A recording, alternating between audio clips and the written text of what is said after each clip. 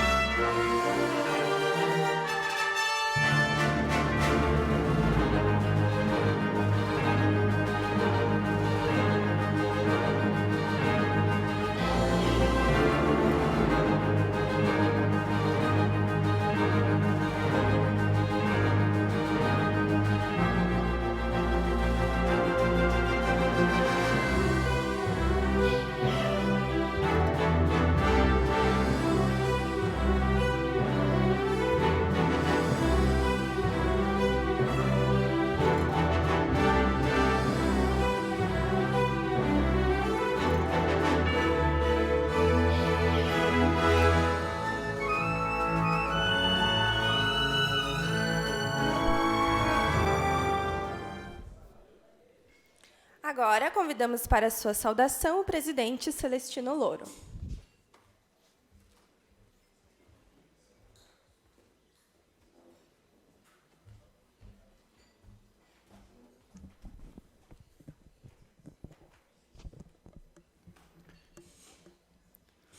Nosso palestrante, o astronauta e ex-ministro Marcos Pontes, nossa presidente da Codeca, Maria de Lourdes Figueirassi, bem-vinda. É a sua primeira estada aqui conosco, desde que assumiu esse novo desafio. Segunda? Que bom, bem-vinda.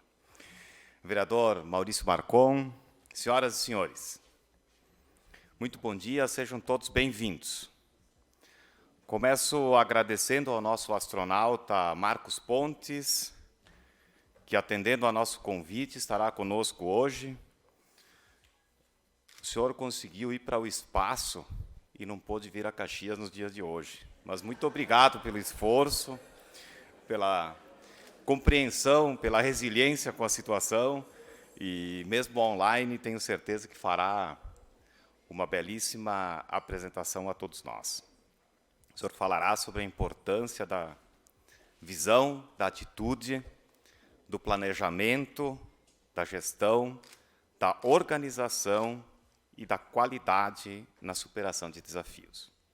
É a segunda vez que o senhor ocupa esse palco, mesmo que virtualmente no dia de hoje, o que para nós é um motivo de muita alegria.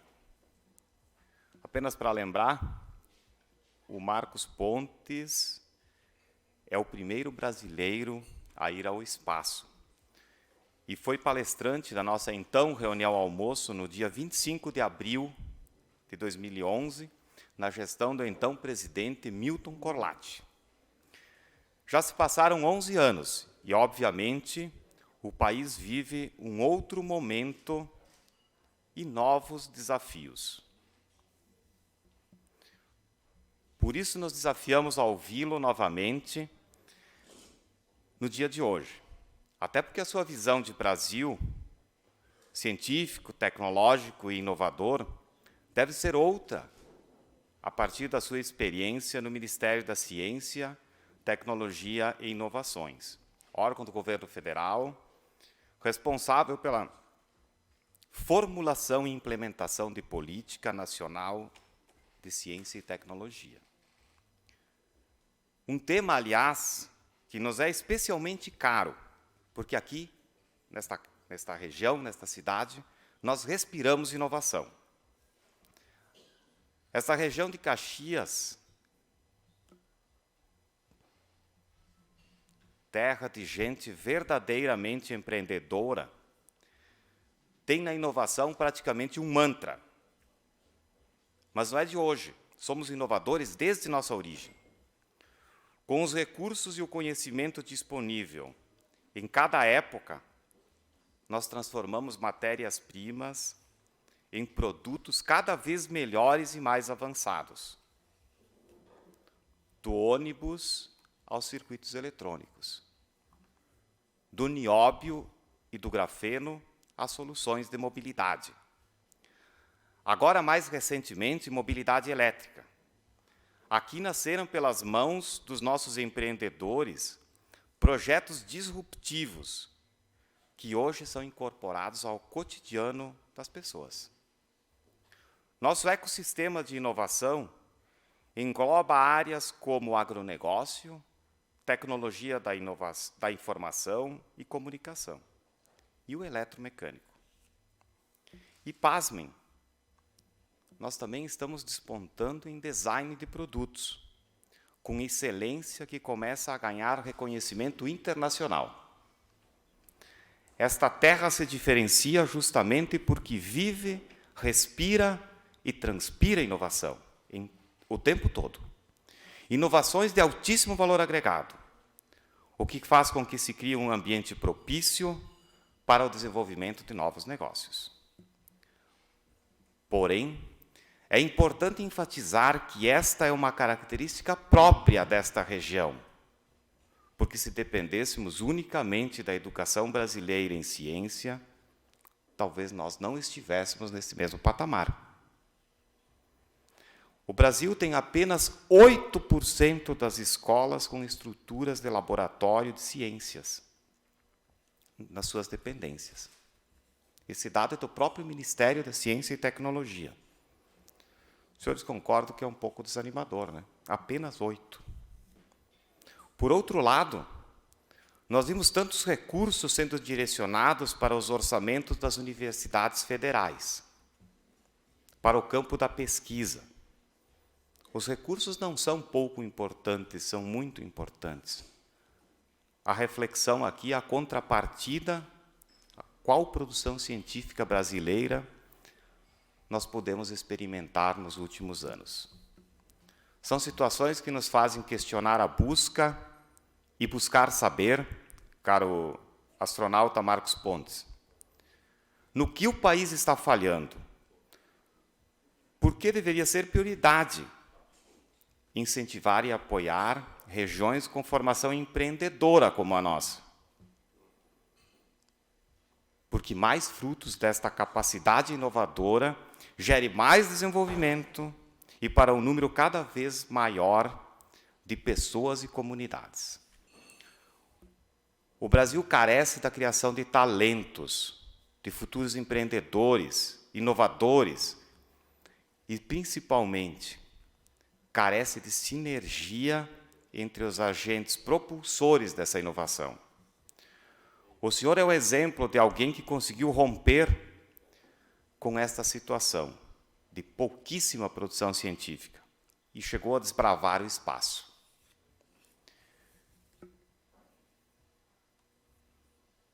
Com certeza, o senhor tem muito a nos contar sobre essa sua incrível experiência de disruptura.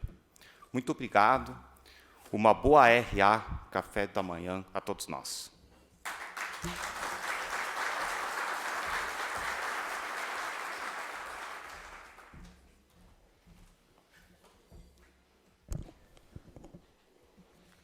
Senhoras e senhores, então acontece em Caxias do Sul, do dia 1º de maio a 15 de maio, a 24ª Surdo-Olimpíadas de Verão, que reunirá em nosso município milhares de atletas surdos que disputarão 20 modalidades olímpicas. Este é um marco para o Brasil, pois será o primeiro país da América Latina a sediar este evento. Também será o maior evento poliesportivo já realizado no Rio Grande do Sul. Não deixem de acompanhar.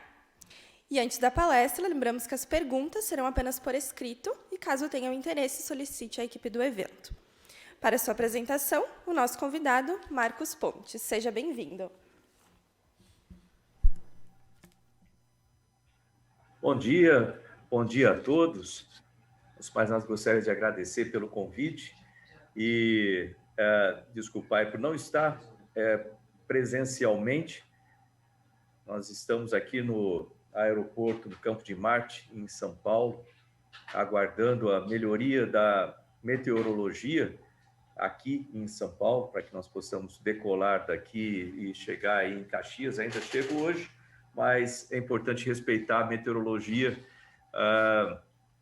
sobretudo, né? Eu, com a minha experiência de alguns anos aí como piloto, eu aprendi que primeiro você chega, né? Depois você realiza as coisas. Mas se essa primeira parte não for possível, né, é bom esperar a meteorologia melhorar.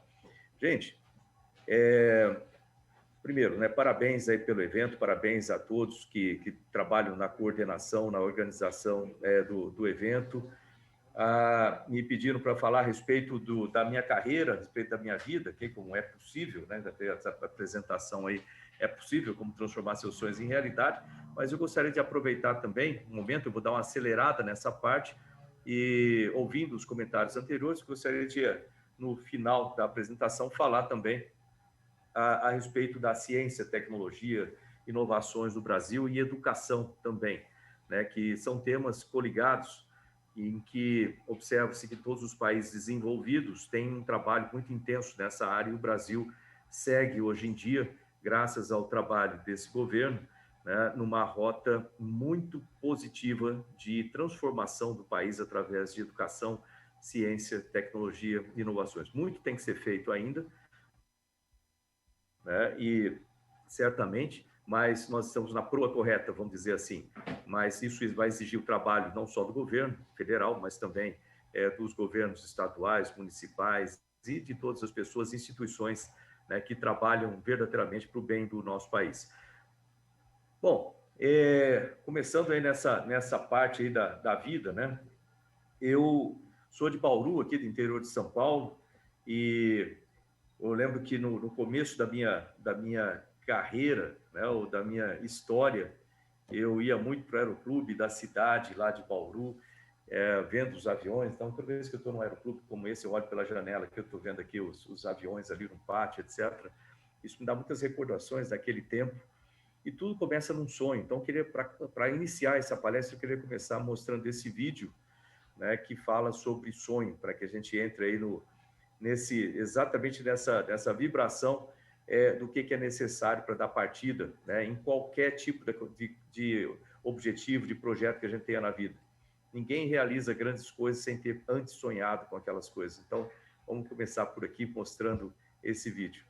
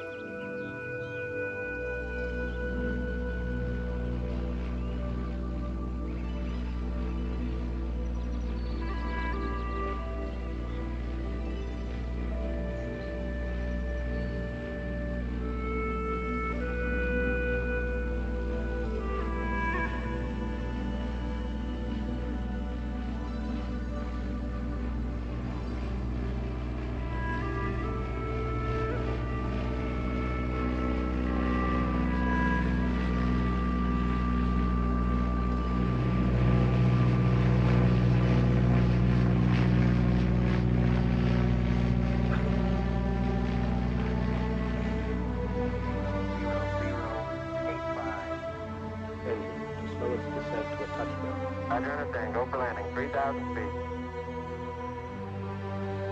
That's one small step for man,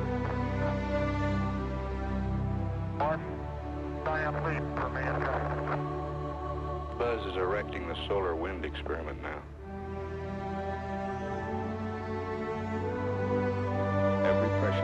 their 2.5 hours on the surface was programmed.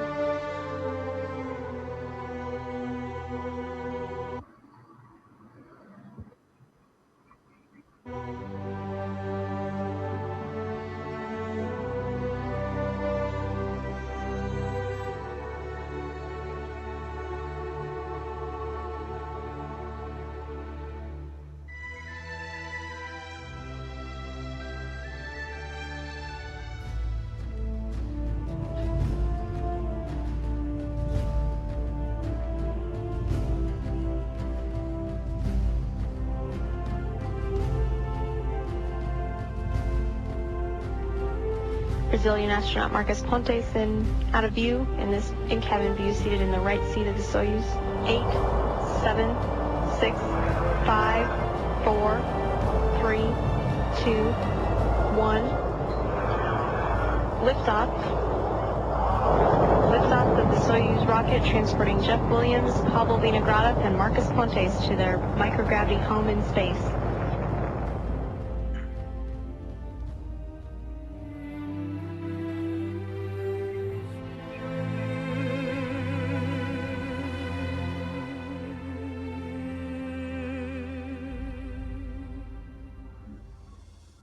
Você vê que realmente, se você tiver um sonho, ele pode levar onde você quiser, até fora do planeta, se esse for o seu objetivo, mas tudo isso começa com educação. Então, esse aqui, não sei se dá para o pessoal ver aí, esse aqui sou eu há bastante tempo, a gente muda com o tempo, né? Cabelo fica branco, aumenta em várias dimensões aqui, mas o que está aqui dentro permanece a mesma coisa. E isso aqui era na minha casa, lá em Bauru. Isso aqui é minha mãe, Dona Zuleika, meu pai, seu Virgílio. E é importante um momento aqui para a gente pensar que é o seguinte: muitas vezes as pessoas esperam as melhores condições para tentar realizar alguma coisa. Nunca vai realizar dessa forma. Então, falar, para ter sucesso na vida, eu preciso ter recurso. Se eu não tenho dinheiro, vai ser muito difícil ter sucesso. Não, é possível. Isso é meu pai, para ter uma ideia, meu pai, seu Virgílio, ele era servente de serviços gerais do Instituto Brasileiro do Café, que tinha lá em Bauru na época. Para aquele cara que faz café, corta a grama, né, limpa o chão. Em muitos lugares o pessoal chama de faxineiro também, muitas empresas. Minha mãe era escriturária da Rede Ferroviária Federal, somando o salário dos dois, a vida era apertada. Nós morávamos ali, para quem conhece Bauru, né, onde hoje tem a Praça da Bíblia, a Bela Vista. Naquela época era bem periferia, não tinha o viaduto que hoje conecta aquela parte com o centro da cidade, tinha um rio que vivia alagando minha casa ali, essa casa de madeira que aparece aí na foto, e a vida era realmente apertada, e eu era um dos garotos que corriam descalços por lá, pensando em ser piloto, mas sem dinheiro para realizar isso. Eu ia no aeroclube, ficava vendo os aviões, aquele era meu sonho, né? Meu sonho era essas nuvens, estar ali nas nuvens como piloto, mas a realidade é que eu não tinha dinheiro. E os pilotos falaram assim: pô, já que você não tinha dinheiro para voar aqui, entra para a Força Aérea. Na Força Aérea você pode voar, pode ter uma carreira, né? E assim por diante. Mas para entrar na Força Aérea, na academia da Força Aérea, eu tinha que passar no vestibular, tinha que estudar bastante e não tinha nem tempo e nem dinheiro. Por quê? Para poder ajudar em casa, né, com os recursos, eu comecei a trabalhar com 14 anos como eletricista aprendiz da Rede Ferroviária Federal. Então, você vê aí essa locomotiva, isso aí era onde eu trabalhava lá na época, na Rede Ferroviária, e eu estudava no Senai de manhã, à tarde trabalhava na Rede Ferroviária como eletricista aprendiz, ganhava meio salário mínimo que eu pagava o meu curso noturno de colégio técnico profissionalizante em eletrônica. E foi assim que eu fiz o ensino médio, não tinha nem tempo nem dinheiro para fazer cursinho, mas eu tinha vontade, isso é parte importante. E aí, no momento que eu tinha de folga, eu acendia a luz de manutenção ali atrás, aqui entre a cabine da locomotiva e o motor, tem ali uma parte que é uma parede de fogo que eu trabalhava ali fazendo testes elétricos da locomotiva. Aí, quando eu tinha um momento de folga, eu acendia a luz de manutenção, puxava os livros do bolso do macacão e estava lá estudando os livros de física, matemática, etc., cheio de graxa. Eu lembro um dia daqueles, eu saí da locomotiva com os livros embaixo do braço. Aí aqueles caras que já trabalhavam lá um tempão, um deles olhou para mim e falou assim: ô, moleque, você está sempre estudando esse negócio, está estudando para fazer o quê? Eu falei: não, vou fazer o vestibular da Academia da Força Aérea, eu vou ser piloto, não vou ficar aqui não. Aí eles olharam para mim e falaram assim: pô, você ser piloto, cai na real, isso é coisa para filho de rico. você nunca vai conseguir, você vai ficar frustrado, larga a mão desses livros aí, você vai ficar que nem a gente aqui. Gente, é o seguinte, né? Quem empreende sabe exatamente disso. Se você não acredita no seu sonho, ninguém mais vai acreditar. Você tem que acreditar no seu sonho, você não pode dar ouvido às ideias ruins das pessoas, você tem que acreditar naquilo e trabalhar para realizar. Mas eu cheguei em casa aquele dia chateado, minha mãe chegou do trabalho, ela era italiana, né? Tem muito italiano aí em Caxias do Sul também, né? Era italiana, brava, para chuchu, aqueles olhos azuis, assim, ela olhou bem e falou assim, olha, o que foi? Falei, não foi nada, fala logo o que foi. Falei, não, eu estou chateado porque eu falei lá para meus amigos que eu quero fazer a prova da academia, quero ser piloto. Eles falaram que isso é só para filho de rico, acho que eles têm razão. Pensa bem, eu não estou fazendo cursinho, como é que eu vou conseguir passar na prova e tal? Ela, para. Ela falou assim, ó, presta atenção. Eles têm a vida deles, eles fazem o que eles quiserem com a vida deles. Você tem a sua vida. E eu te digo mais, você pode ser qualquer coisa que você quiser na vida, desde que você estude, trabalhe, persista e sempre faça mais do que esperam de você. Ela falou aquilo com tanta vontade que até hoje eu lembro dos olhos dela, os olhos azuis dela me falando aquilo, lembro da voz dela me falando aquilo lá. Então, para os pais e mães presentes aí, prestem atenção no que vocês falam para os seus filhos, porque isso vai ser o futuro deles. Eles vão acreditar naquilo. Então, ressalte as coisas boas para eles. Não fique trazendo só coisas ruins, né?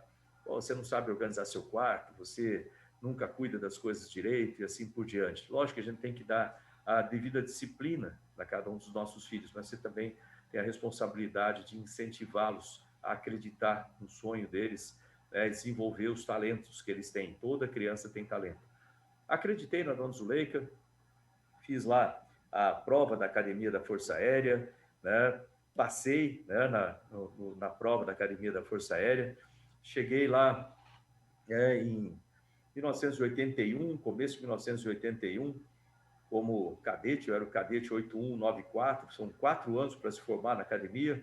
Ali eu me formei em Ciências Aeronáuticas e Administração Pública também.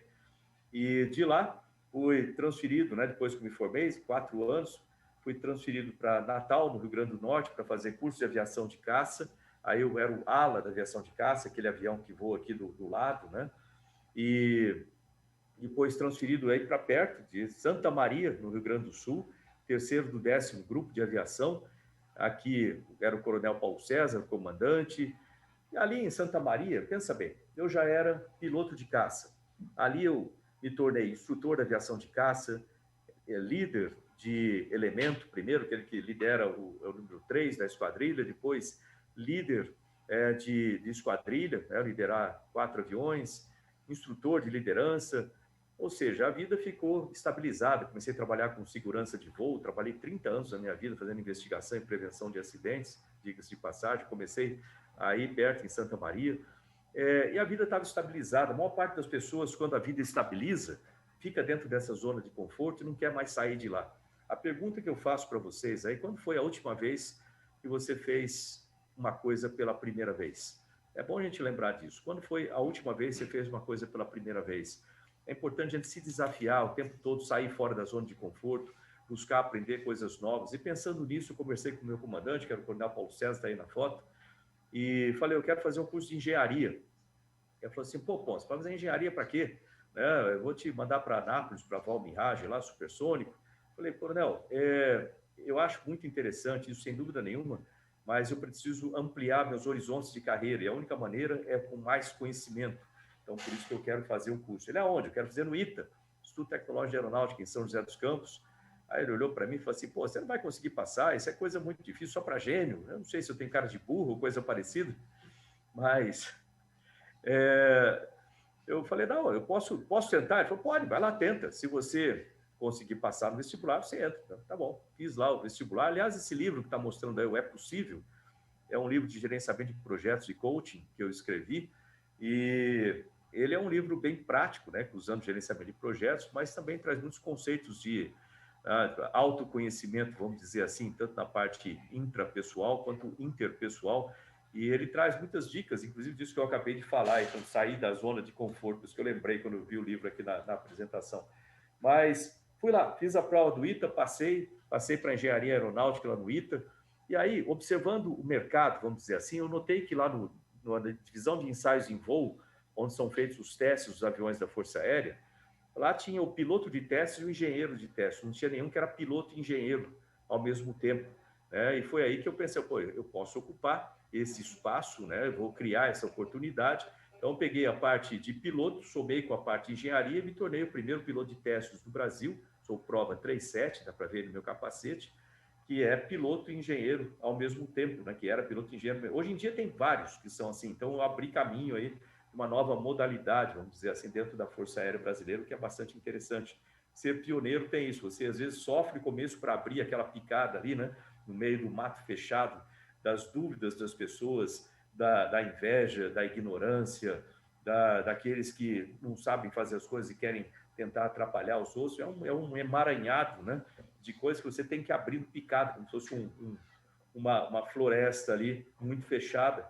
Você vai se machucar bastante, mas quando você passa por aquilo, a satisfação que você tem em olhar para trás e ver outras pessoas seguindo pelo mesmo caminho, né, e tendo sucesso na vida, essa é uma coisa que motiva a gente demais. Eu tive a oportunidade de voar, para quem gosta de aviões aí, basicamente todos os aviões que a Força Aérea tinha, eu voei como piloto de testes na época, metade ali da década de 1990. Eu tive a oportunidade de voar com a Força Aérea Americana, lá em Edwards Air Force Base, né, para quem gosta de aviões aí, são aviões de topo daquela época, né, daquela década, o F-15, F-16, depois voei com a Marinha Americana, o F-18 também, aí voltei ao Brasil, fui para a Rússia para voar MiG-29, a vida prosseguiu. Eu estou falando aqui, eu fiz isso, fiz aquilo, às vezes as pessoas imaginam assim que a gente fez tudo sozinho, não. Na verdade, você precisa de uma família. Família é muito importante. Eu fico muito feliz nesse governo, o presidente Jair Bolsonaro, né? Nós somos irmanados no sentido de proteção do nosso país, proteção da nossa família, né? Ou das nossas famílias, dos nossos filhos e etc. Isso é extremamente importante, né? E acreditar em Deus, né? Também isso é muito importante. Às vezes o pessoal fica tentando ligar essas bandeiras, vamos dizer assim, tentando ligar esses valores com coisas erradas da história, né? De uma forma desesperada de tentar retornar alguma coisa que não é bom nem para o país, nem para as nossas famílias, mas o fato é que a gente precisa, né, dar valor à família como a célula, né? Aprendi assim na escola, né? A célula máter da sociedade.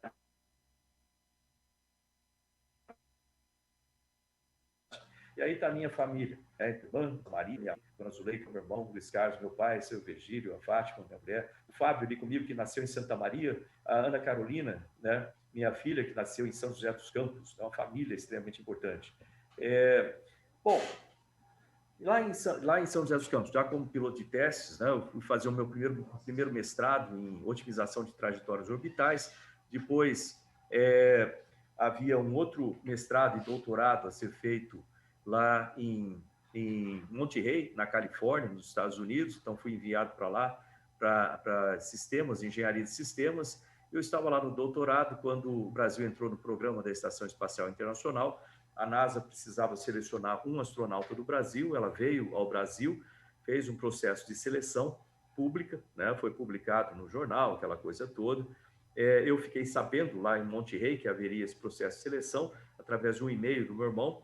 Eu me inscrevi, vim ao Brasil, participei do processo de seleção e fui selecionado aqui pela NASA. Fui lá para os Estados Unidos, então já estava lá em Monterey, depois fui transferido para Houston, no Texas, para o curso de astronautas, né? O curso de astronautas, ele tem uma duração de 2 anos, é uma profissão como qualquer outra, assim como você faz curso para engenheiro, curso para advogado, curso para médico.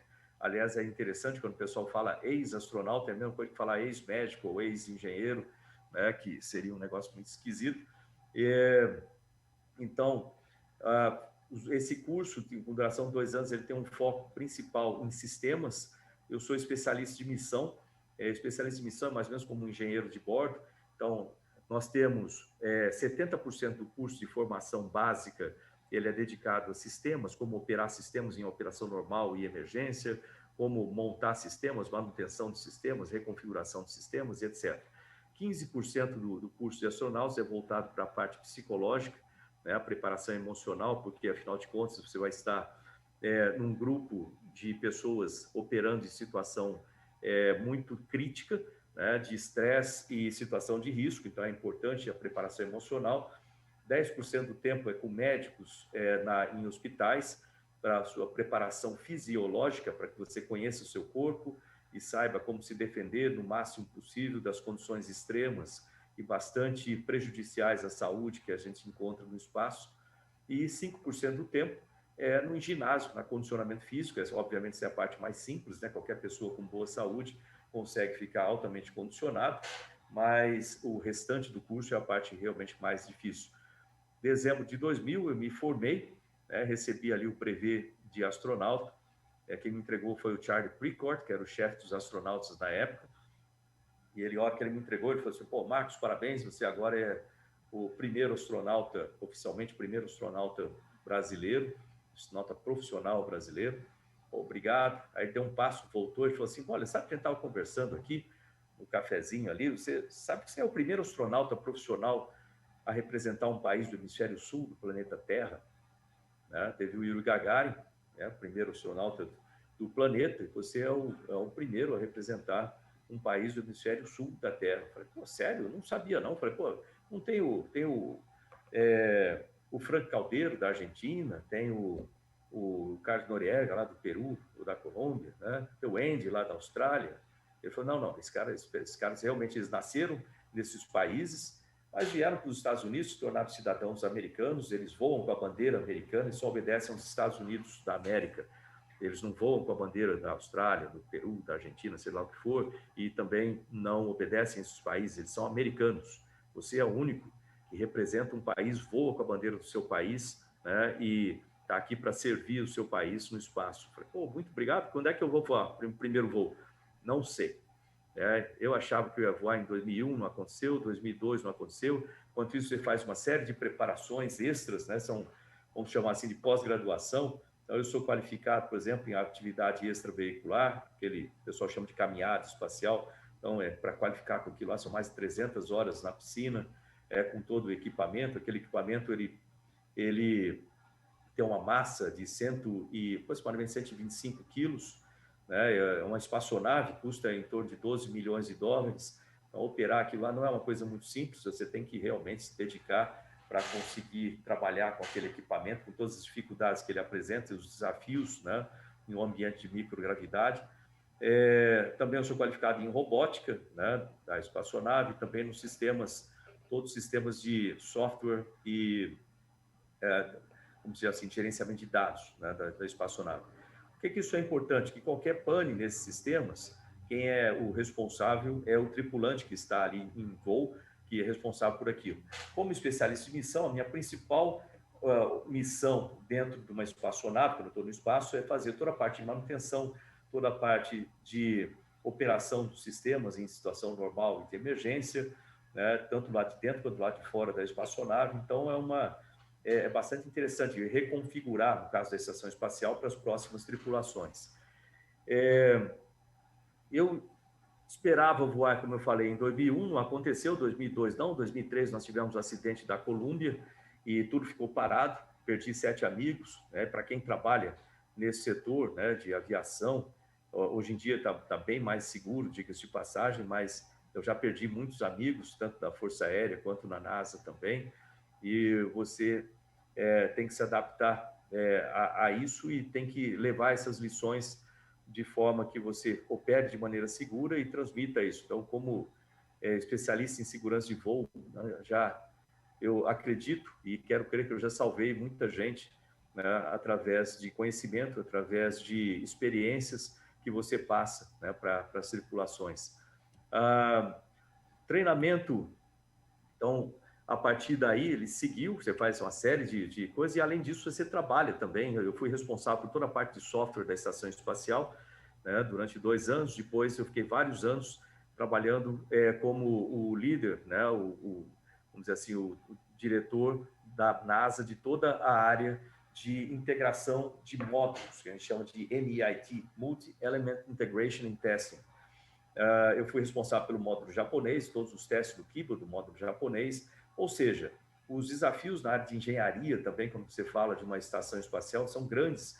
Isso me deu também uma grande capacidade ali de gerenciamento, uma experiência boa em gerenciamento de projetos internacionais, o que eu carrego hoje comigo, e isso me ajudou muito no Ministério também, né? Não só o reconhecimento internacional, para poder projetar a imagem do Brasil e poder fazer acordos para a área de ciência, tecnologia e inovações de uma forma bastante eficiente e bastante importante para o Brasil, produtiva, mas também, né, para poder gerenciar todo esse complexo de ciência, tecnologia, e inovações e comunicações do Brasil. Isso me ajudou demais.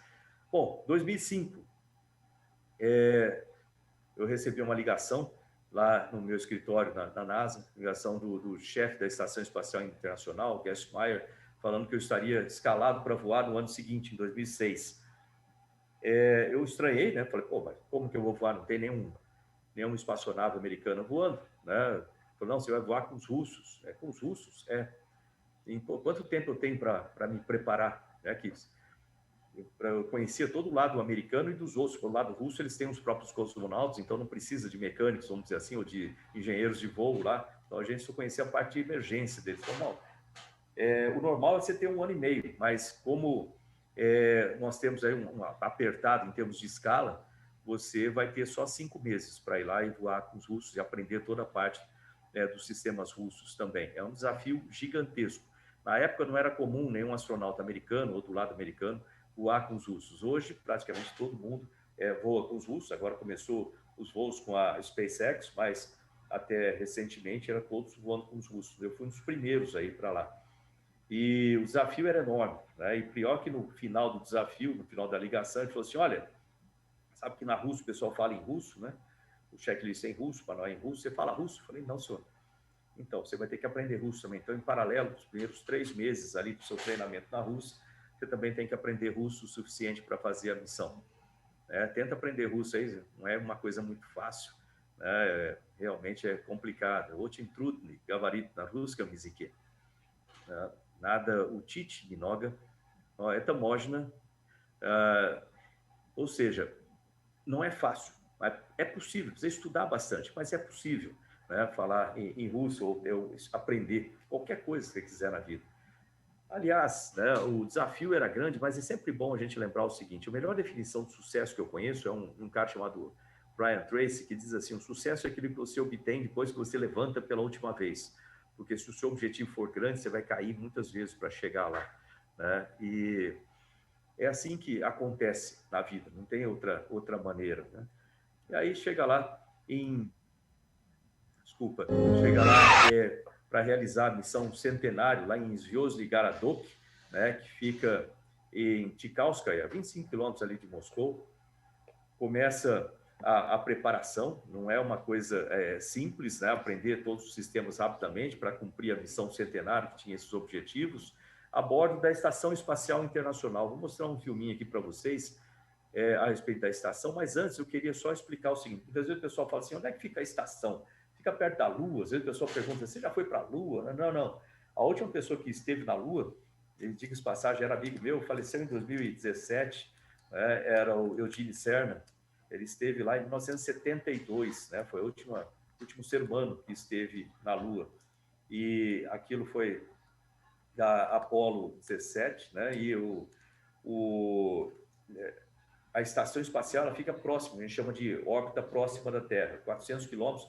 Imagina, você tem a Terra aqui, aí você tem o Equador, inclina o Equador de 51 graus, abre 400 quilômetros, essa é a órbita da estação. Nós damos uma volta na Terra a cada 90 minutos, ou seja, você passa 45 minutos do lado do dia, 45 minutos do lado da noite. A velocidade da Estação Espacial Internacional é de 28 mil quilômetros por hora, aproximadamente. 28 mil quilômetros por hora, para se ter uma ideia, a gente fala o número assim, fica meio difícil de captar o que é isso, né? A gente sai um pouco fora da nossa percepção normal, né? nas escalas normais que a gente usa de velocidade aqui na Terra, mas 28 mil quilômetros por hora corresponde a aproximadamente 8 quilômetros por segundo, ou seja, em um segundo você já percorreu 8 quilômetros. Dá para ter uma noção melhor, assim, pensando dessa forma, né? E, em vez de ficar falando sobre a estação, deixa eu mostrar aqui um vídeo, né, onde ela dá para ter um pouquinho mais de noção de como que ela é por dentro, um pouco da atividade extraveicular e assim por diante. Vamos olhar aqui.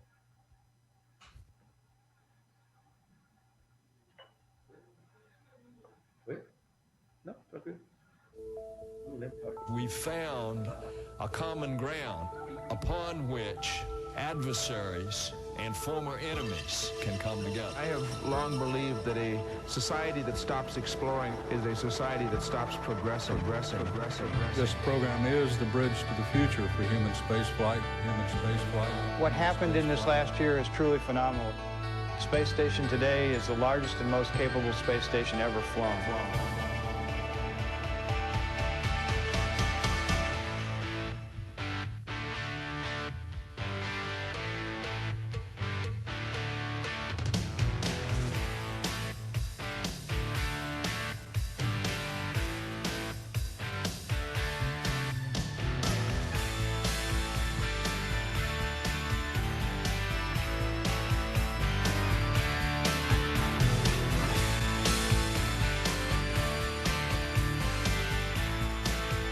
Liftoff of the Soyuz rocket, beginning the first expedition to the International Space Station and setting the stage for permanent human presence in space. Permanent human presence in space. Human presence in space. Presence in space. In space.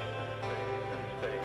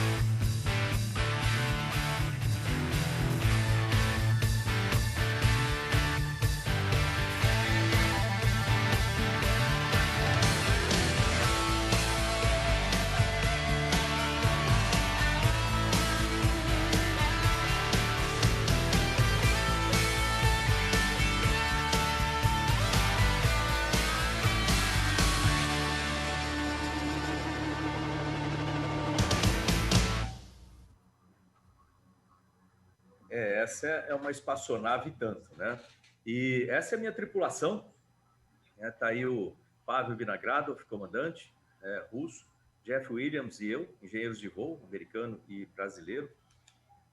E, finalmente, no dia, lá saímos no finalzinho do treinamento. O treinamento é feito ali em Tikhanovsk, né, perto de Moscou. Depois a gente vai para o Cazaquistão, para Baikonur, para as últimas 2 semanas. Ali tem vários testes, provas, continua a parte final do treinamento.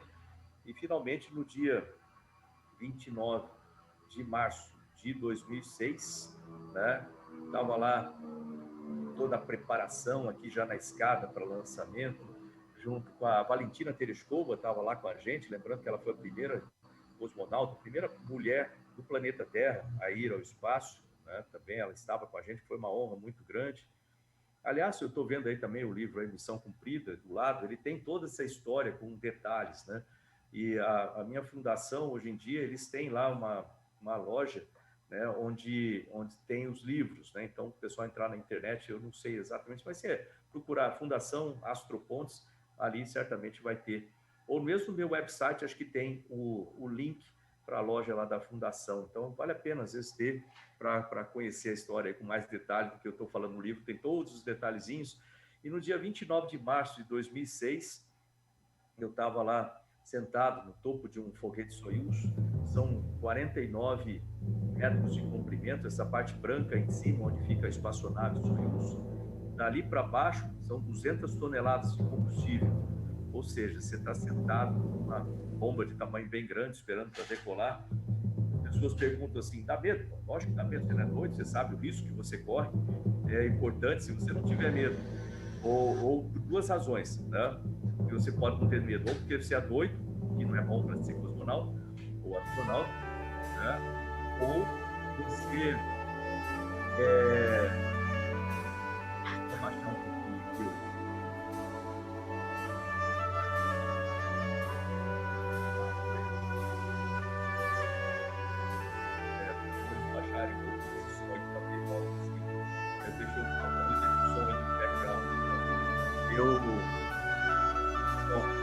Uma pessoa que fala assim, não é doido, não sabe o que está. Às vezes é pouco facilitado no começo, será que então,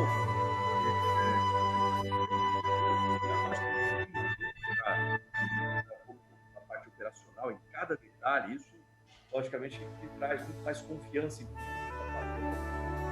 salvar aí a cultura do Brasil, está regulado, eu quero escrever essa foto aí, tá muito. E aproximadamente 6 segundos da decolagem, os motores acendem. Naquele momento ali, eu passei a mão na bandeira do Brasil, assim, eu pensava que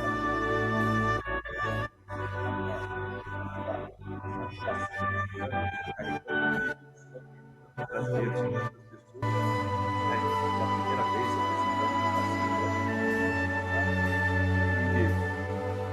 eu coloquei nessa foto, né? E assim, apontei para a bandeira, apontei para cima. Eu queria dizer justamente isso, nós estamos todos para cima. Isso é importante a gente ter isso em mente. Essa bandeira da gente, ela não é só um pano bonito, um desenho diferente das outras. Ela representa toda a nossa tradição, toda a nossa cultura, toda a nossa história como brasileiros. Representa o sacrifício de muita gente para a gente ter o país que a gente tem hoje. E é importante a gente lembrar disso, ter orgulho do nosso país, orgulho da nossa bandeira. Lembrar se a gente quiser ter sucesso, o Brasil tem toda a capacidade de ser protagonista do sucesso entre todas as nações. O Brasil tem, talvez, as melhores condições de todas as outras para ser o melhor país para se viver no planeta. Mas para isso a gente vai ter que trabalhar junto.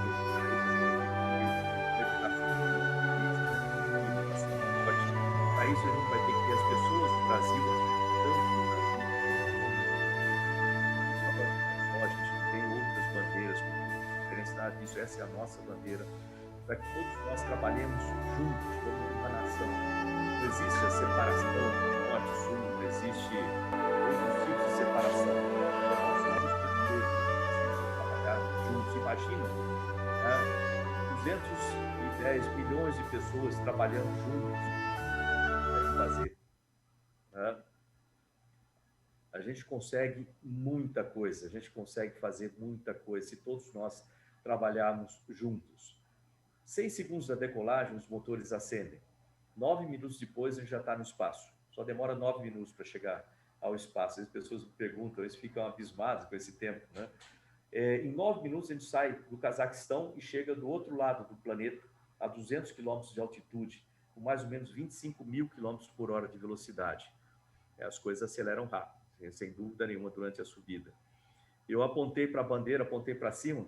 Não sei se deu para notar que eu apontei com 2 dedos a bandeira, justamente porque um dedo não dá noção de juntos. Eu queria dizer que estávamos todos indo juntos para cima, né?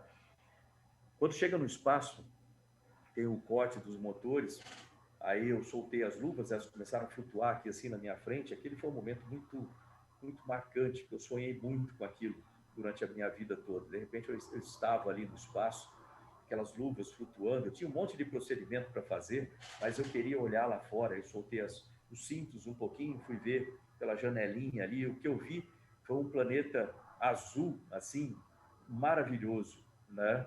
Deixa eu ver se eu consigo mudar aqui, que agora deu uma enroscadinha aqui na...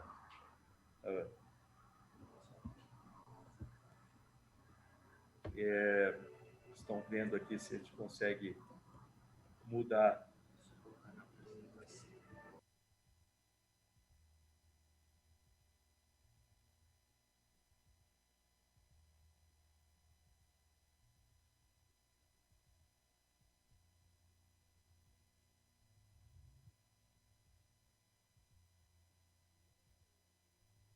Chegou no espaço, né? O pessoal pergunta, qual foi a primeira coisa que você lembrou quando chegou no espaço e viu esse planeta azul, assim? A primeira coisa que eu lembrei foi da Dona Zuleika, lá dos olhos azuis, da cor da Terra, falando para mim, olha, você pode ser tudo que você quiser na vida, desde que você estude, trabalhe, persista, sempre faça mais do que espero de você. E ela estava correta, né? Ela estava correta. tantos desafios que a gente tem na vida, mas é importante a gente manter, acreditar nessas coisas, ser otimista, né? O pessoal às vezes fala para mim, você é um cara muito otimista. Eu falo, sou, sem dúvida nenhuma, porque, né, a gente precisa ser... Todos os desafios grandes da humanidade foram vencidos por pessoas otimistas. Os pessimistas, eles já estão certos, eles não vão ter sucesso, né? Eles não vão conseguir fazer as coisas funcionar. Então, eles estão certos para a vida deles ser um fracasso. Os otimistas são aqueles que tentam, não conseguem, tenta de novo, não consegue, tenta de novo até que chega uma hora que consegue fazer, e esses que resolvem os problemas grandes que a gente tem, né? E a dona Zuleika estava certa nisso aí. Foi muito bom compartilhar com ela aquele momento ali de felicidade, né, de chegar ali. Ela não pôde ver com os olhos azuis dela esse momento, porque ela faleceu em 2002, isso aconteceu em 2006. Eu tenho certeza que de algum lugar ela pôde compartilhar comigo aquele sentimento ali. E a vida prosseguiu, né? Na estação espacial por 10 dias lá trabalhando com tantas coisas interessantes lá, além da parte de manutenção que eu falei dos sistemas, nós também somos os olhos e as mãos dos cientistas. Então, tem muitos experimentos, tinha cerca de 80 experimentos, a estação espacial é um laboratório, né? Então tinha muitas pesquisas lá, então tive uma honra muito grande trabalhar com cientistas do Brasil, dos Estados Unidos, da Europa, de muitos países, foi muito interessante esse momento. Nós tivemos alguns contratempos lá no espaço, né, que depois, com mais calma, um dia eu posso contar aí para vocês, como problemas em sistema de controle de temperatura e ar-condicionado, né? Parece pouca coisa, mas quando você tem condensação de água formando na espaçonave, pode prejudicar vários sistemas, o problema pode evoluir rapidamente para um problema muito sério. Nós tivemos alarme de incêndio no meu período lá também, muita coisa aconteceu lá, né? Então, como eu falei, naquele livro do Missão Cumprida tem todos os detalhes, aqui não dá para contar tudo isso, mas tem muita coisa interessante ali para compartilhar. E a vida prosseguiu, né? Eu vou parar com essa história por aqui, né? E vir ao Ministério, por causa do tempo aqui, né? Eu retornei, né, do espaço em 2006 e permaneci na NASA até 2018. Eu fiquei no total 20 anos com a NASA, trabalhando com a NASA. Durante esse período, eu vinha muito ao Brasil também. Eu tive a satisfação de criar uma fundação, a Fundação Astronauta Marcos Pontes, para promover ciência e tecnologia nas escolas, né, para incentivar jovens para as carreiras de ciência e tecnologia. Essa é uma das coisas que me dá muita satisfação, né? Você vê o sucesso de jovens. Muitas vezes o pessoal me encontra em eventos, né? E fala, pô, olha só, sua carreira foi uma inspiração para mim, hoje eu sou piloto, hoje eu sou, sei lá, engenheiro, sou cientista, trabalho no Brasil, trabalho em tal lugar. Pô, isso é muito bacana, você poder incentivar as pessoas para que elas tenham sucesso. Então, para mim, chega um momento na sua vida que você já realizou tantos dos seus sonhos, que o seu sonho agora é poder ajudar as outras pessoas. E isso é muito bom, isso dá muita satisfação. Eu estou nesse estágio da minha vida e o Ministério, eu acho que ele complementou bastante nesse sentido, né, em poder ajudar as pessoas através da ciência, tecnologia, inovação, comunicações, né? Então, isso foi uma coisa muito bacana, um período muito bom também da minha vida. E como é que isso aconteceu, né? Eu vim ao Brasil em 2018. Aliás, uma coisa bacana também, acabei de ir na AgriShow, aqui só lembrei de uma coisa, estou falando de evento. Quando você vai nesses eventos, deve ter dezenas, talvez centenas de folders impressos, né, com a minha foto, com o meu nome, aqui no Brasil, fora do Brasil, que as pessoas trazem nesses eventos para que eu assine, né, para elas. E eu lembrei disso porque eu encontrei agora na AgriShow um garoto que trouxe para mim uma foto no celular e um desses impressos meus, né, que tem vários com a minha foto, com o meu nome, assinado por mim.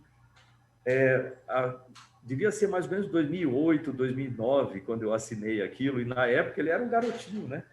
E hoje o cara já é piloto, né? E ele tirou a foto comigo ali, exatamente da mesma forma que a gente tirou naquela época, né? Para ficar assim, botar as duas juntas, ele como eu e o garoto, né? E hoje eu e um adulto, né, profissional já desenvolvido, e mostrou para mim aquele impresso assinado por mim. É muito bacana isso aí, o pessoal sempre traz esses impressos aí para a gente assinar nos eventos, e eu faço questão de poder fazer isso e participar, né? Então, Mas eu lembro que em 2018 eu vim ao Brasil, eu tinha acabado de publicar um dos meus livros, que era o Caminhando com Gagarin, que conta as histórias todas lá de Moscou, do treinamento lá em Moscou. E eu fui a Brasília para uma reunião de manhã e o meu voo só saía no final da tarde, né, no começo da noite.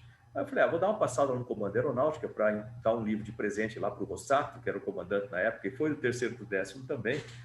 E eu cheguei lá para entregar e fiquei esperando um tempão e estava complicado, acho lá. Hoje eu entendo exatamente a agenda dele, devia estar enrolada. Acabou que não deu para encontrar com ele, mas eu entreguei para o ajudante de ordens ali o livro assinado para ele, como está aí, e sobrou o tempo da tarde, né?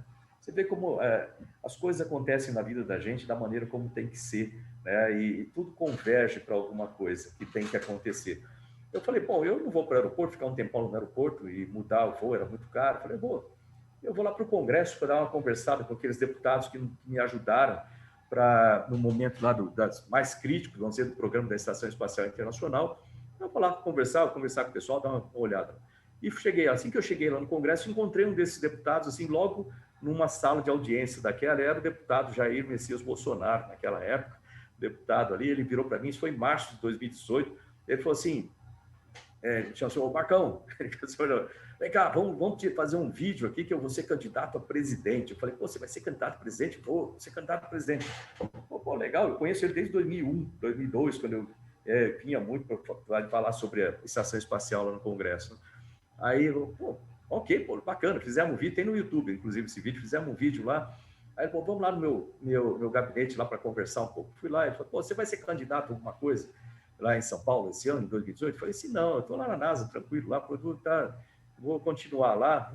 Ele, mas você devia ser candidato em São Paulo para ajudar com o seu conhecimento, né, todas essas coisas que você já aprendeu na vida. Eu falei, olha, eu trabalhei minha vida inteira com ciência e tecnologia, o que eu conheço bastante é isso. Lógico que se eu tiver oportunidade de levar isso para o Congresso em algum lugar, seria muito bom, mas teve que ver esse negócio de ser candidato, porque eu gosto muito de ciência. Ele parou, olhou, assim, tá aí, se eu for presidente, você vai ser o ministro de Ciência e Tecnologia. Eu falei, sério? Sério? Vem cá. Aí fomos lá do lado de fora, tinha um monte de gente do lado de fora, lá do gabinete dele. Aí falou, pessoal, vocês conhecem esse cara aqui? Eu conheci, é um astronauta, tal, excelente. Tem gravado isso aí no YouTube também, pode olhar lá.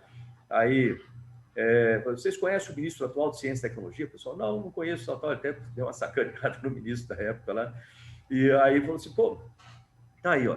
Se for eleito, você vai ser o ministro. Então, eu fui escolhido, assim, mais ou menos por ele lá, desde março, desde antes da campanha. Aí teve a campanha, aquela coisa toda, participei, vim para São Paulo, que participei da campanha, e ele foi eleito e eu fui lá para o Ministério. Um desafio e tanto, né? Como foi falado durante a minha introdução aí, o Brasil tem desafios enormes na área de educação, na área de ciência e tecnologia. Quando eu peguei o Ministério, ele estava completamente desorganizado, com um orçamento muito baixo e com, basicamente, nenhuma atividade relevante, vamos dizer assim, com resultados práticos no dia a dia.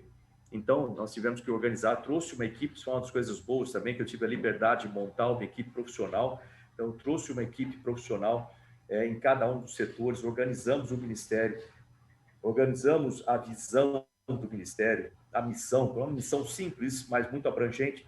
Para que serve o Ministério? Eu coloquei isso logo no começo. O Ministério serve para produzir conhecimento, produzir riqueza para o país através de novas empresas, produtos, serviços de tecnologia e contribuir com a qualidade de vida das pessoas. É para isso que a gente paga imposto e o recurso é colocado no Ministério de Ciência e Tecnologia. E, a partir daí, definimos prioridades, definimos uma série de eixos estratégicos e o Ministério veio se organizando. Nós organizamos o Ministério de forma a transformar em uma máquina de produzir resultados, mas a gente não tinha um orçamento bom ainda.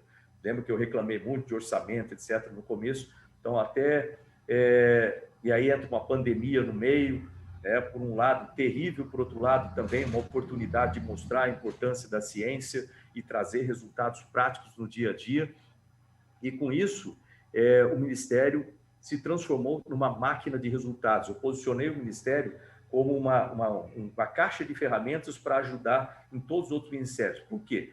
Porque ciência, tecnologia e inovações são transversais. Então, esse é o coração que pulsa para ajudar a todas as outras partes do governo ou dos setores de atividade do Brasil. É com ciência e tecnologia que a gente melhora a agricultura. É com ciência e tecnologia que a gente melhora a infraestrutura, com melhores sistemas, melhor pavimentação, que dura mais, que são mais resistentes, etc. É com ciência e tecnologia que a gente melhora a nossa defesa, é com ciência e tecnologia que a gente melhora a segurança pública, seja com inteligência artificial, seja com diversos outros sistemas que podem ajudar em termos das nossas polícias, em termos de armamento, proteção, inteligência, etc. É com ciência e tecnologia que a gente ajuda a saúde, né? A saúde está lá, o Ministério da Saúde está na frente de combate, aplicando as vacinas, mas é o Ministério de Ciência, Tecnologia e Inovações que desenvolve vacinas no Brasil, vacinas nacionais. O Brasil nunca tinha produzido nenhuma vacina, desenvolvido nenhuma vacina nacional. Hoje, eu tenho orgulho de dizer que o Brasil tem, né, vacinas, a capacidade de desenvolver vacinas completamente nacionais, com cientistas nacionais. O Brasil está atrasado 226 anos, né? A primeira vacina foi em 1796. O Brasil nunca desenvolveu nenhuma, olha só. Agora sim, agora a gente desenvolve. Começou com o Covid, mas agora a gente já tem o Centro Nacional de Tecnologia de Vacinas em Belo Horizonte, vai desenvolver vacinas para dengue, zika, chikungunya, febre amarela, qualquer tipo de vacina com tecnologia nacional. Em resumo, se o mundo não vender vacinas para o Brasil vende vacinas para o mundo, desenvolvida no Brasil, graças a esse governo. Nós resolvemos em 3 anos, nesse ministério, coisas que estavam paradas há décadas, como 36 anos que os quilombolas lá em Alcântara, no Centro Espacial de Alcântara, praticamente sem utilização dos quilombolas deslocados, sem ter nem posse de terra. Hoje eles têm titulação de terras. 36 anos de problema. Resolvemos em menos de 3 anos, né, no Ministério.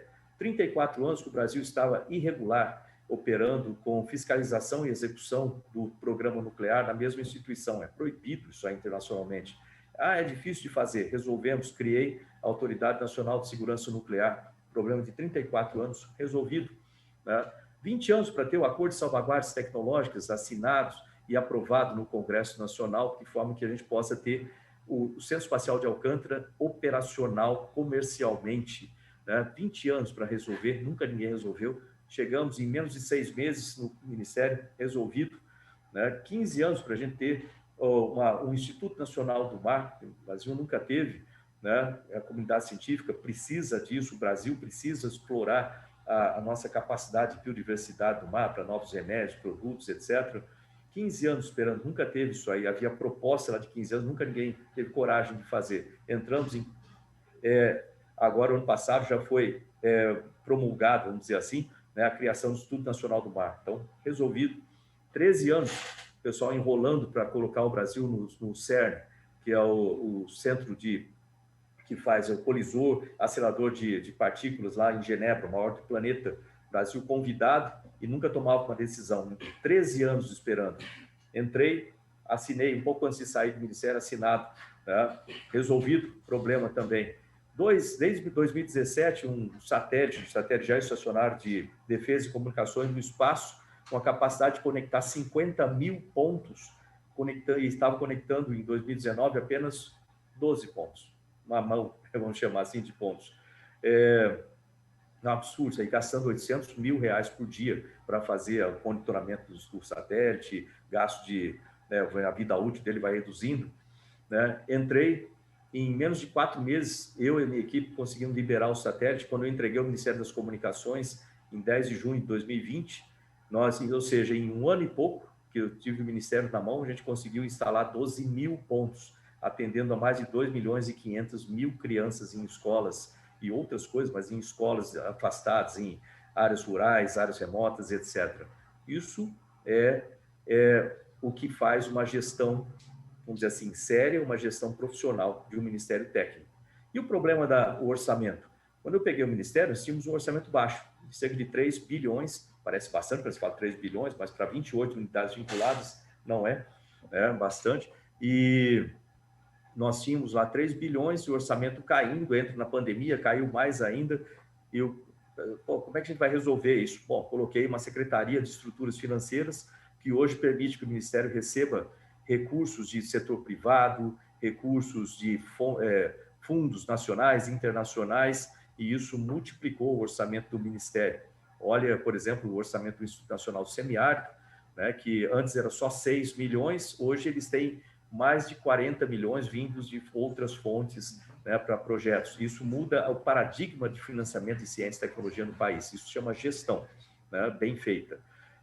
Outra coisa, o Fundo Nacional de Desenvolvimento Científico e Tecnológico foi liberado no governo Jair Bolsonaro, né, o ano passado, um trabalho enorme da comunidade científica brasileira, do Ministério de Ciência e Tecnologia, de todo o setor produtivo, do Congresso Nacional, ou seja, todo mundo se juntou a favor da ciência. Hoje a gente tem extra no orçamento do Ministério, mais pelo menos 5 bilhões por ano para poder investir. E nós temos feito muitos investimentos.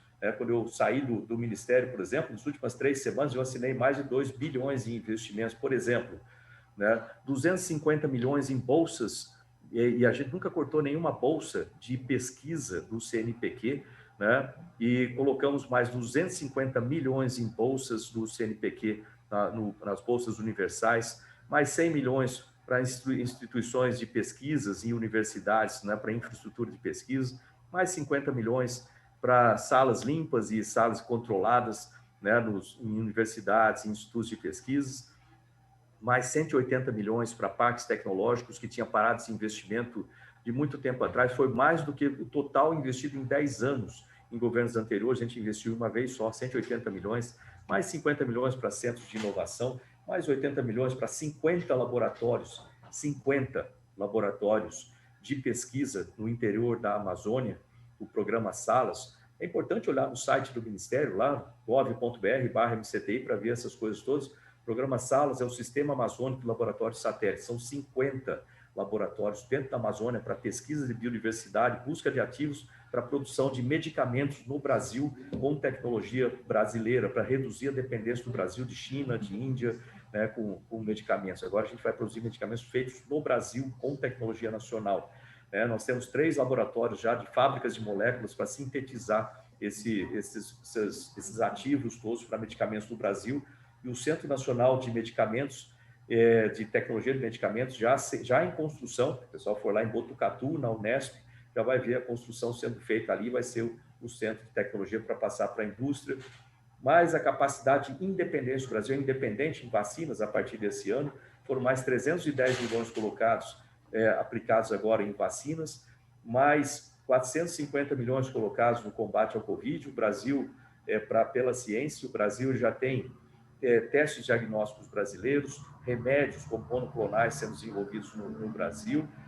Aumentamos em 18 laboratórios de nível de biossegurança 3, já está em construção o laboratório de biossegurança 4, o único da América Latina, junto com o Sirius, que agora está operacional. Quando assumiu o Ministério, o nosso acelerador de partículas, ele não tinha nenhuma linha operacional, hoje já tem 7, e até o final do ano agora vão ter 10, das 14 previstas.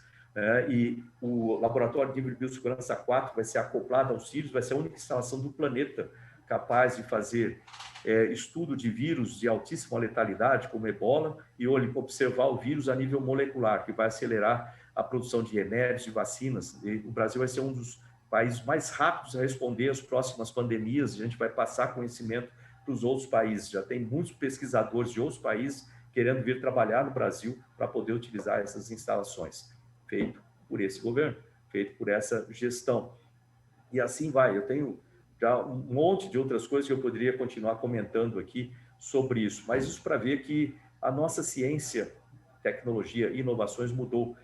Nós temos incentivo aí, muitas empresas do setor de agro 4.0, saúde 4.0, indústria 4.0, cidades inteligentes, turismo 4.0, tudo isso faz parte do Plano Nacional de Internet das Coisas que nós lançamos. Foi lançado também o Marco Legal das Startups, também uma série de incentivos pela FINEP, pelo CNPq, pela Embrapi, no desenvolvimento de empresas no Brasil, startups e tudo mais. Nós temos colocado recursos no programa Centelha, por exemplo, no Brasil inteiro, para transformar ideias em novas startups.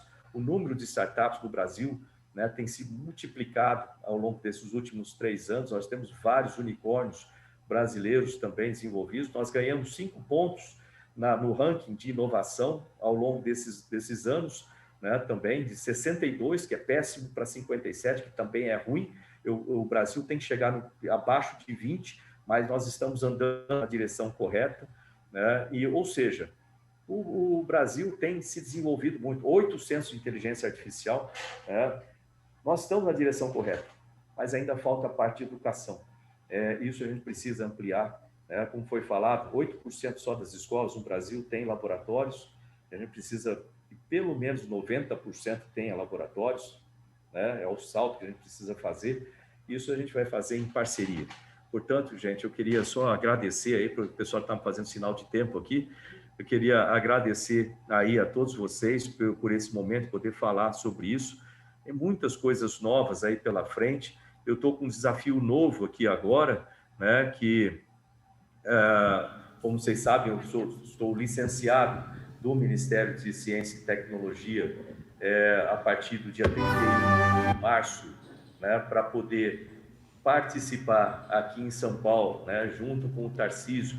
O Tarcísio, ele está para governador, está pré-candidato a governador de São Paulo, e eu sou pré-candidato a deputado federal. São 2 ministros do governo Bolsonaro, 2 ministros técnicos, um formado no INE, Tarcísio, um formado no ITA, que sou eu, acostumado a trabalhar com projetos práticos, com resultados, e é isso que a gente vai fazer por aqui. Então, esse é o trabalho que eu tenho agora esses meses, e depois vamos ver, depois da eleição, como é que fica, se eu volto para o Ministério, se eu fico só no Congresso, depende do presidente Bolsonaro, depende de outros fatores, mas o fato é isso, continuamos a trabalhar pelo Brasil, e eu tenho certeza que um trabalho sério, feito com parcerias sérias, com parceria com o setor privado, terceiro setor e outros órgãos de governo federal, estadual, municipal, a gente consegue transformar esse nosso país em tudo aquilo que ele merece, que as nossas futuras gerações merecem.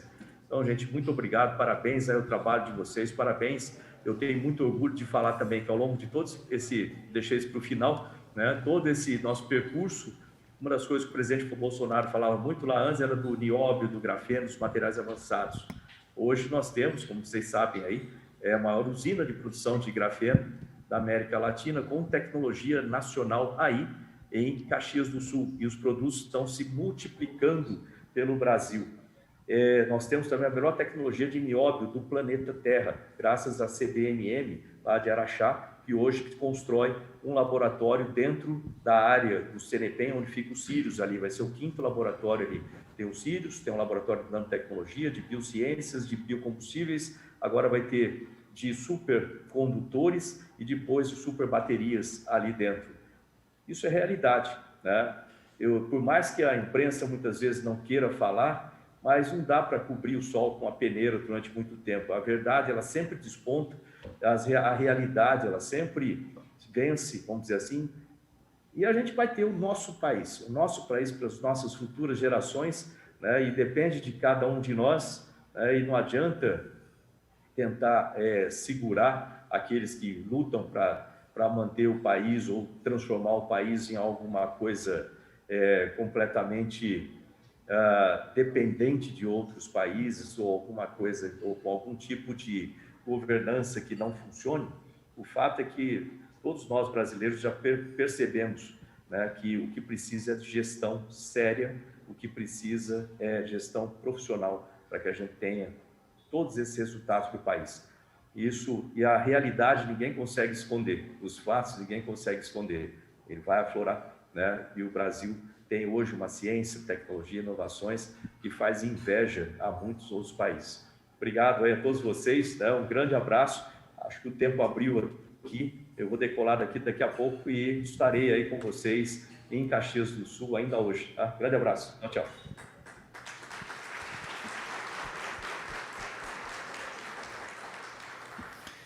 Muito obrigado, Marcos Pontes, me permita essa intimidade.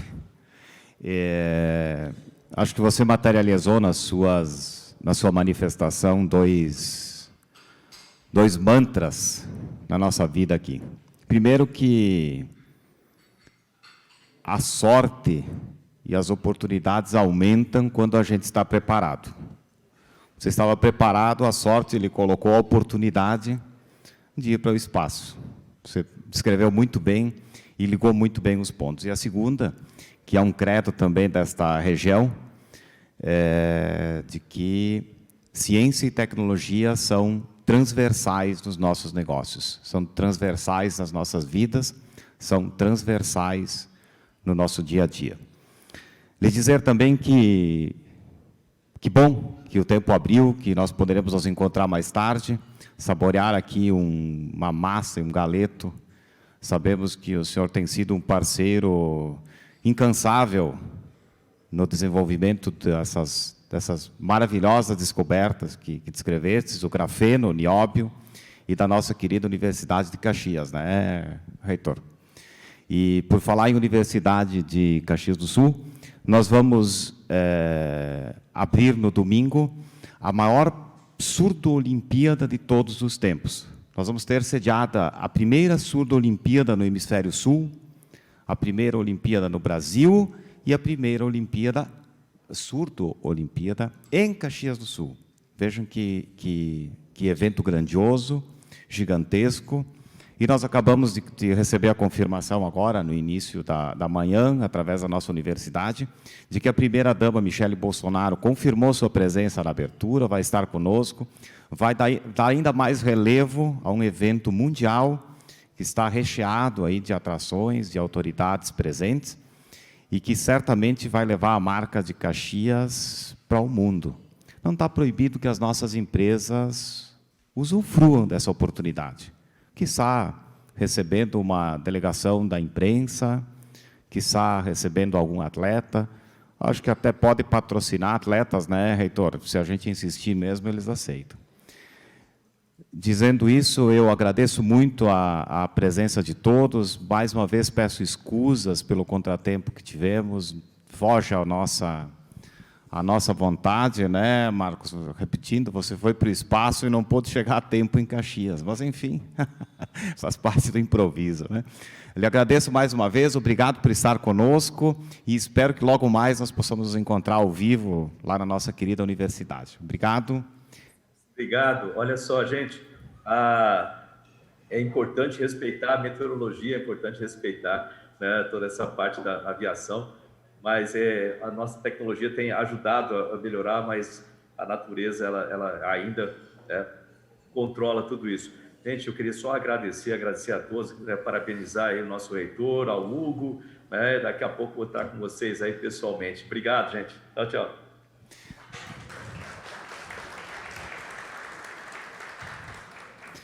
Muito obrigado. Na segunda-feira nós teremos aqui nesse local o nosso ministro da Infraestrutura, Marcelo Sampaio, às 12 horas e alguns minutos. Ele vai vir de uma agenda na capital, vai ter uma agenda muito intensa aqui na cidade. Esperamos que não tenhamos problemas meteorológicos, né, Bis, e nós possamos voar no horário. Nos encontramos aqui, então, na próxima segunda-feira, ao meio-dia. Muito obrigado.